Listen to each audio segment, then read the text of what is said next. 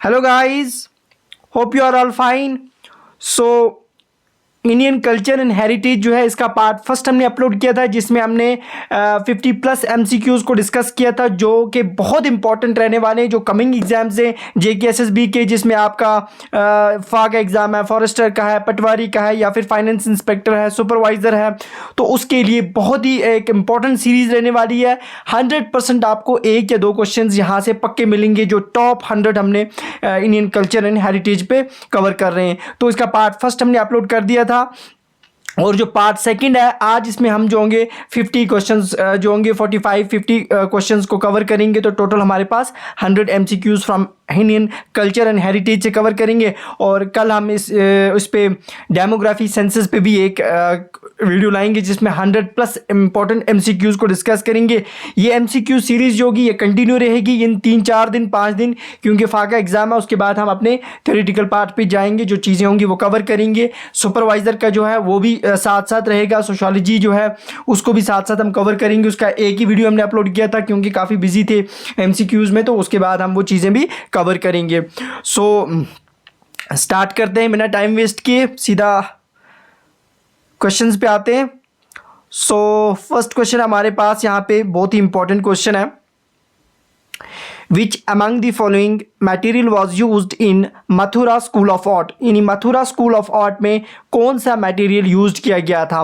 तो बहुत इंपॉर्टेंट है, जब उस स्कूल को बनाया गया उसमें granite, white marble, slate, red stone, तो उसमें उस वक्त रेड स्टोन का यूज़ किया था मथुरा स्कूल ऑफ आर्ट में। इसी के साथ एक और पॉइंट भी याद रख लेना यहाँ पे इंपॉर्टेंट है, जो गंधारा स्कूल ऑफ आर्ट था, गंधारा स्कूल ऑफ आर्ट, उसमें कौन सा मटेरियल यूज़ किया गया था? सो उसमें जो यूज़ किया जाता है वो ग्रे सैंडस्टोन था, ग्रे सैंडस्टोन था। ये चीज़ भी इसके साथ याद रखना।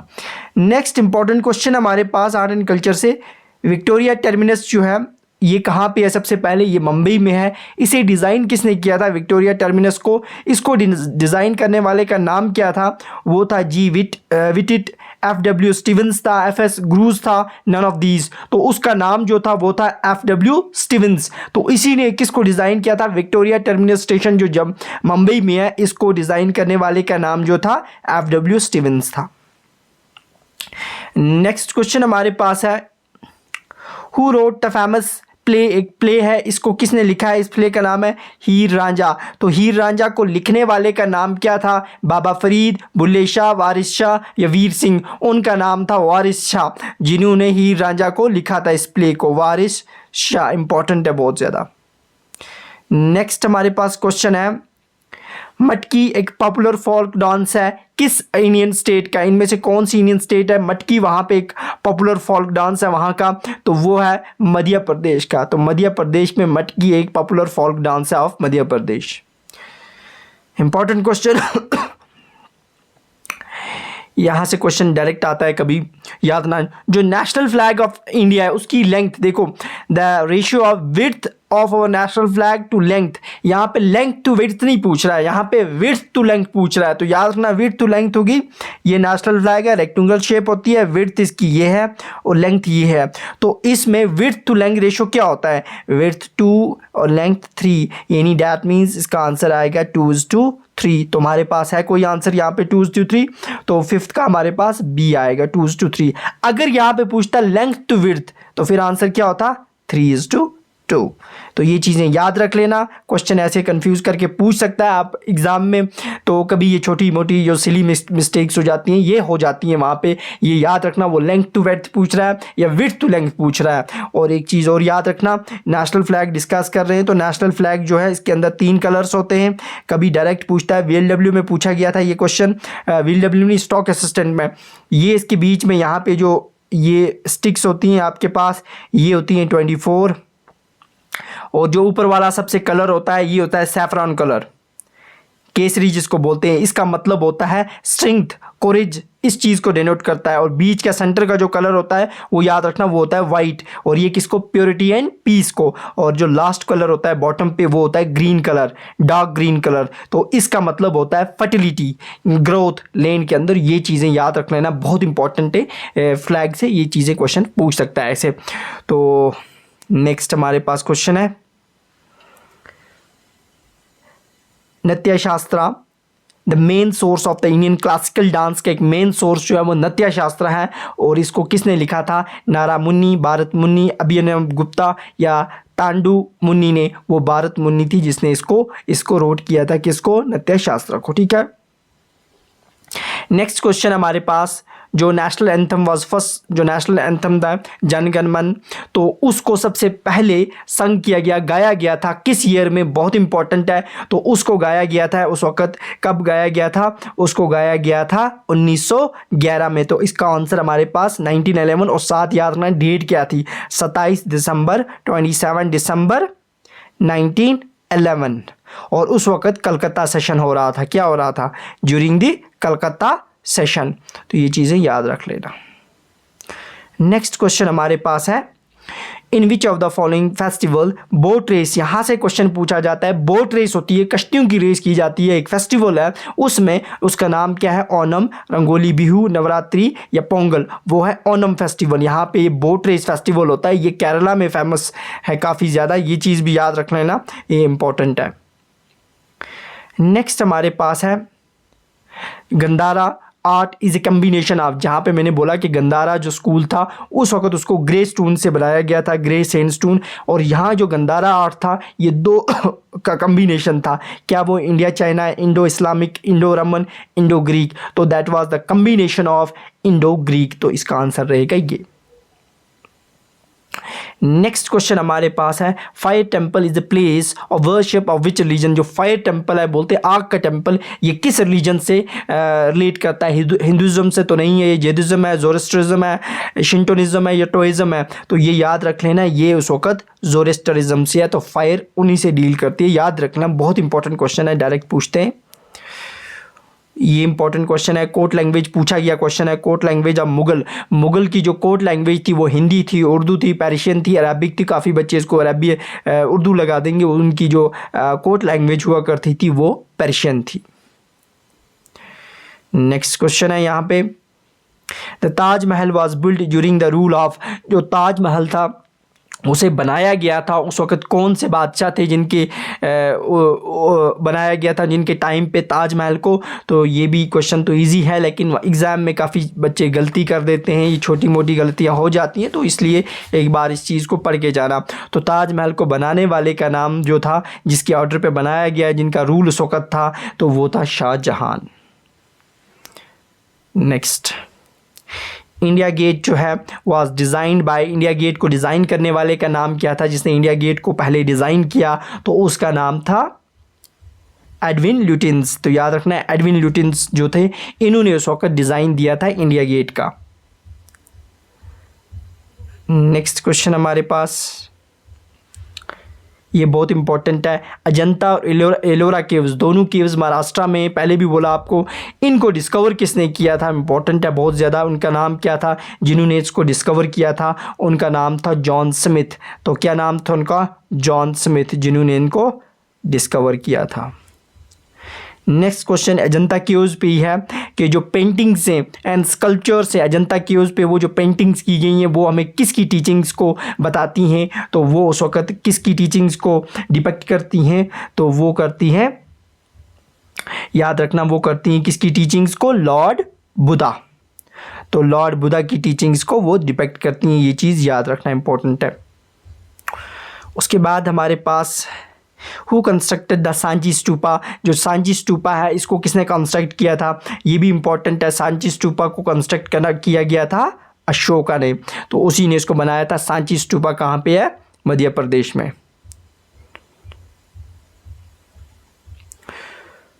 The sun temple was build during the rule of, sun temple जो कोणार्क सन टेम्पल है उड़ीसा के अंदर, इसको किसके दौर में बनाया गया था? उस वक्त कौन थे? उस वक्त थे नरसिम्हा देवा फर्स्ट। ये क्वेश्चन बहुत बार एग्जाम में पूछा गया है। नरसिम्हा देवा फर्स्ट से उनके रूल में जो सन टेम्पल था उसे बिल्ड किया गया था। ये क्वेश्चन भी बहुत बार पूछा है कि रामायण जो थी उसको रिटर्न किया गया था, उसको किसने लिखा था रामायण को? तो रामायण को किसने लिखा था? अशोका, वाल्मीकि, विद्यावास या शाहजहां ने? तो उसको लिखने वाले का नाम था वाल्मीकि। वाल्मीकि ने रामायण को लिखा है। नेक्स्ट क्वेश्चन, इसी के साथ जब ये दोनों हिंदुइज्म की बुक्स हैं, महाभारत जो है वेयर वॉज रिटन बाय, इसको किसने लिखा था? तो ये भी इंपॉर्टेंट क्वेश्चन है, पूछता है एग्जामिनर डायरेक्ट ऐसे क्वेश्चन। महाभारत को लिखने वाले का नाम क्या था? वेद व्यास, तो उसका नाम था वेद व्यास। उसके बाद रामायण और महाभारत, इनको ओरिजिनली किस लैंग्वेज में लिखा गया था? तो इनको ओरिजिनली संस्कृत लैंग्वेज में लिखा गया था। याद रखना ये क्वेश्चन जिस पे पूछे जाने वाले क्वेश्चन हैं, ऑलरेडी पूछे हुए हैं, डिफरेंट CGL एग्जाम्स में पूछे गए हैं, SSC के जो भी एग्ज़ाम्स हैं, बाकी JK SSB के एग्ज़ाम्स हैं वहाँ पर पूछे गए हैं, यहाँ से कल्चर में से। तो उसके बाद नेक्स्ट क्वेश्चन हमारे पास है, ये भी बहुत इंपॉर्टेंट क्वेश्चन है। Sir Shri VG jog is a famous for which of the following instrumental music, music में कौन सी इंस्ट्रूमेंट ज़्यादा बजाते थे, ये उसके लिए फेमस है। VG जॉग बहुत ज़्यादा इंपॉर्टेंट है ये, तो ये वायलिन से रिलेट करते थे, वायलिन काफ़ी ज़्यादा बजाते थे, अच्छी काफ़ी फेमस रहे इंडिया में उसके लिए ये sir VG jog. Next question हमारे पास है, Who among the following has directed the film little Buddha? Little Buddha जो फिल्म बनाई गई थी, मूवी, ये किसने डायरेक्ट की थी? ये याद रखना, इसको डायरेक्ट करने वाले का नाम था बर्नार्डो बेर्टोलुसी ने इसको डायरेक्ट किया था, लिटिल बुद्धा जो एक फिल्म थी। नेक्स्ट क्वेश्चन हमारे पास है, द फेमस पेंटिंग, एक पेंटिंग है, इस पेंटिंग का नाम याद रखना, सत्यम शिवा सुंदरम। इस पेंटिंग को प्रिपेयर किया गया था, किसने प्रिपेयर किया था इस पेंटिंग को? तो इसको किया था शोभा सिंह ने। याद रखना, शोभा सिंह ने सत्यम शिवा सुंदरम पेंटिंग को प्रिपेयर किया था। नेक्स्ट क्वेश्चन हमारे पास है,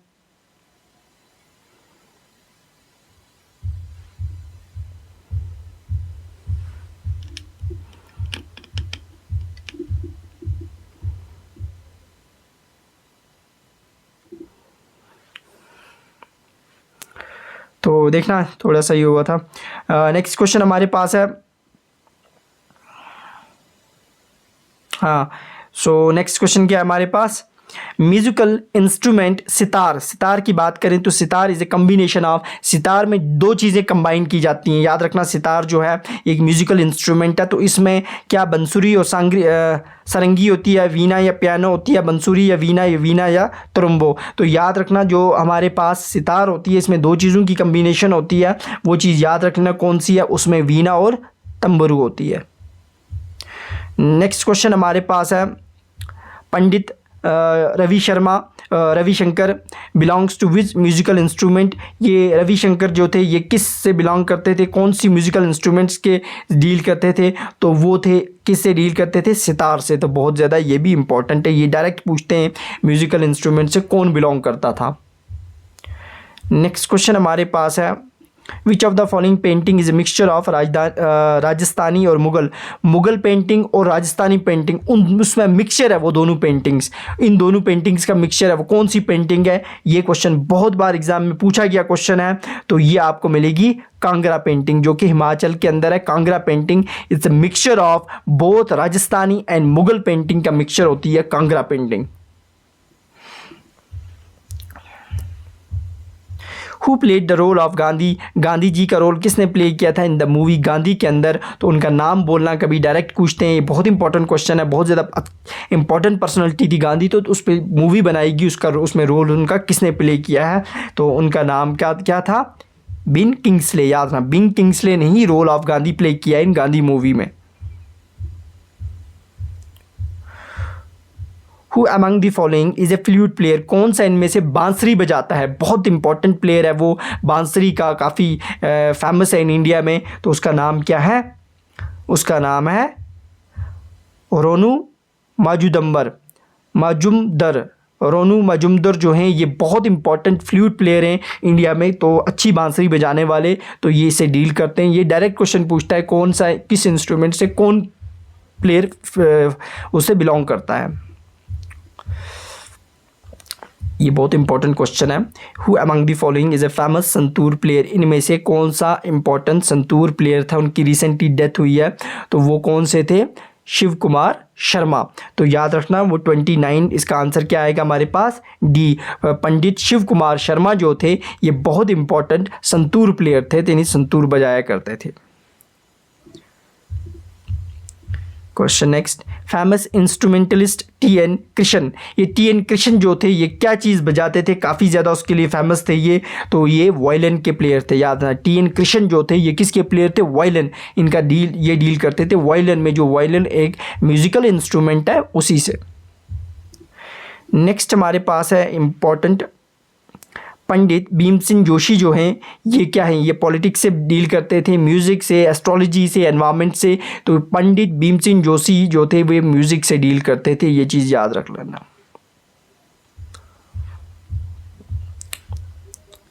32 हमारे पास है, who is known as the Picasso of India, जिसे पिकासो ऑफ इंडिया बोलते थे। पिकासो ऑफ इंडिया वो एक इम्पॉर्टेंट पेंटर थे, इंडिया के बहुत बड़े अच्छे पेंटर थे। उनका नाम क्या था, एम.एफ. हुसैन। फुल फॉर्म उसका याद रखना, एम.एफ. हुसैन जो थे उनका नाम था मकबूल फ़िदा हुसैन। क्या नाम था, मकबूल फ़िदा हुसैन।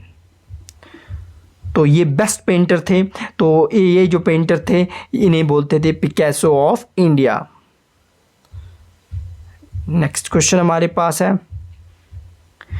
के शंकर पिल्लाई जो थे, के शंकर पिल्लाई जो थे ये क्या थे, के शंकर पिल्लाई जो थे ये कार्टूनिस्ट थे। याद रखना ये इंपॉर्टेंट है, ये भी ये कार्टूनिस्ट थे। Which music instrument belongs to Hariprasad Chaurasia, Hariprasad Chaurasia से कौन सा म्यूजिकल इंस्ट्रूमेंट बिलोंग करता है उनसे, तो वो है फ्लूट, वो बांसुरी बजाते थे। इंपॉर्टेंट है ये, इन्हें पद्मा विभूषण भी मिला है, पद्मा विभूषण भी मिला है, ये अवार्ड्स इनको मिले हैं। और वही ये इस तरह तो बहुत सारे बजाते हैं बांसुरी फ्लूट को, लेकिन एक इंपॉर्टेंट प्लेयर होता है जो उसका होता है वो याद रखना, वही एग्जामिनर पूछता है। हरिप्रसाद चौरसिया जो थे ये एक फ्लूट बजाते थे। उसके बाद याद रखना ये question, which of the following is known as seven pagodas, seven pagodas किसको बोलते हैं, इनमें से एक टेम्पल है जिसको सेवन पगोडास के नाम से जानते हैं, वो है महाबलीपुरम टेम्पल। और ये कहाँ पे है महाबलीपुरम टेम्पल, ये आपको मिलेगा तमिलनाडु में।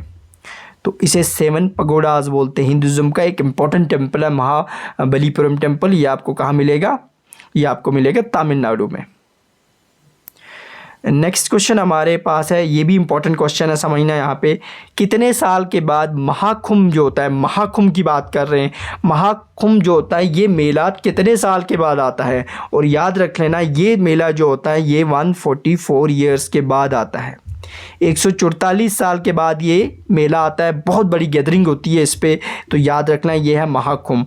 और इसी के साथ आता है एक दूसरा मेला है, वो है कुंभ मेला, महा नहीं सिर्फ कुंभ, CHUM कुंभ मेला, वो 12 साल के बाद आता है, वो 12 ईयर्स के बाद आता है। ये दोनों डिफरेंसेस याद रखना, महा पूछेगा तो 144 ईयर्स, कुंभ मेला पूछेगा तो वो 12 ईयर्स के बाद आता है। और ये कहाँ पे मनाया जाता है, इलाहाबाद के अंदर। तो ये इंपॉर्टेंट है, ये भी याद रखना, Allahabad. Next question, the first feature film talkie to be produced in India में कौन सी थी। तो बहुत बार ये क्वेश्चन पूछा है, टकाई फिल्म की बात कर रहा है, तो वो थी आलम आरा। तो याद रखना 37 का क्या आंसर आएगा, आलम आरा जो है वो first talkie film of the India थी। नेक्स्ट हमारे पास क्वेश्चन है, Ustad Amjad Ali Khan is a famous player of which musical instrument. बहुत बार ये क्वेश्चन पूछा है कि उस्ताद अमजद अली खान जो हैं वो कौन सी म्यूज़िकल इंस्ट्रूमेंट से डील करते हैं, तो वो याद रखना वो डील करते हैं सरोद से। इंपॉर्टेंट क्वेश्चन है ये। नेक्स्ट हमारे पास क्वेश्चन है, the image of Nataraja the Lord of dance जिसे बोलते हैं, super masterpiece of the period of, किसके दौर में ये था नटराजा जिसे लॉर्ड ऑफ डांस बोलते हैं, वो होसला, पांड्यास, चालुकास या चोला, ये किन के दौर में था। तो याद रखना ये चोलास जब थे उनके दौर में था लॉर्ड ऑफ डांस जिसे बोलते थे Nataraja. Who painted the famous Mona Lisa, बहुत important painting of the world है मोनालिसा, इसको पेंट करने वाले का नाम क्या था, लियोनार्डो विंसी। बहुत इंपॉर्टेंट है ये क्वेश्चन, बहुत बार एग्जाम में पूछा गया है, लियोनार्डो विंसी। नेक्स्ट क्वेश्चन बहुत इंपॉर्टेंट ये भी है, who built the red fort, ये क्वेश्चन भी बहुत बार पूछा गया है, SSB में पूछा गया है कि रेड फोर्ट को किसने बनाया था। तो रेड फोर्ट को किसने बनाया था, इंपॉर्टेंट है। तो रेड फोर्ट को बनाने वाले का नाम क्या था, उसका नाम था अकबर, जिसने रेड फोर्ट को बनाया था। बहुत इंपॉर्टेंट क्वेश्चन है, याद रख लेना। नेक्स्ट क्वेश्चन हमारे पास, बुलंद दरवाज़ा जो है इसको बनाने वाले का नाम क्या था? बुलंद दरवाज़ा जो था इसको बनाया गया था आगरा में, यूपी में, और इसको बनाने वाले का नाम था अकबर। इसको भी किसने बनाया था? अकबर ने। याद रखना, बुलंद दरवाज़ा फतेहपुर सिकरी में है, तो वहाँ पे किसने बनाया था? अकबर ने। मुग़ल बादशाह हैं ये।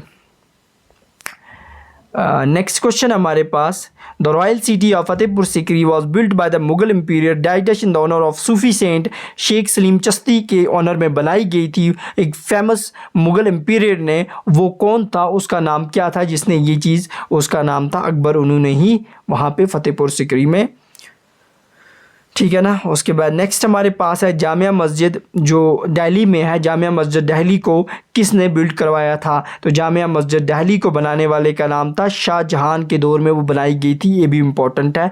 ये किसके रूलर उस वक़्त कौन थे? उस वक़्त मुग़ल रूलर शाहजहां थे जब जामिया मस्जिद दिल्ली बनाई गई।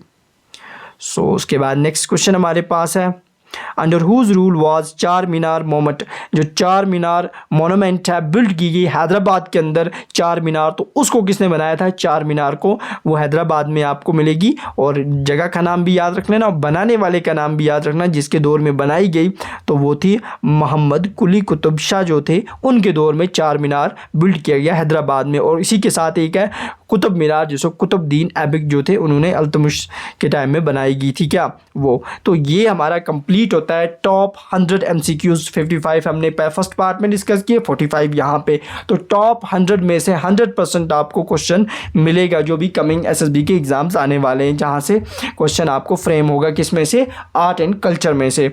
तो हेरिटेज वो सारा हमने कवर किया। सो और इसके बाद हम कल इंशाल्लाह डेमोग्राफी पे भी लाएंगे वीडियो MCQs। इसी तरह हर एक टॉपिक पे जो भी 5-6 दिन बचे इसमें MCQs की सीरीज़ कंटिन्यू रहेगी और आगे हम थ्योरेटिकल पार्ट को इस एग्ज़ाम के बाद शुरू करेंगे।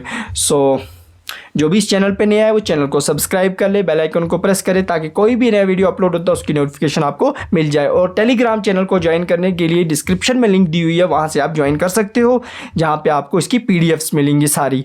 तो जो भी, और ये था आज का सेशन। सो कंप्लीट होता है। ओके, मिलते हैं। अल्लाह हाफिज़। Thank you.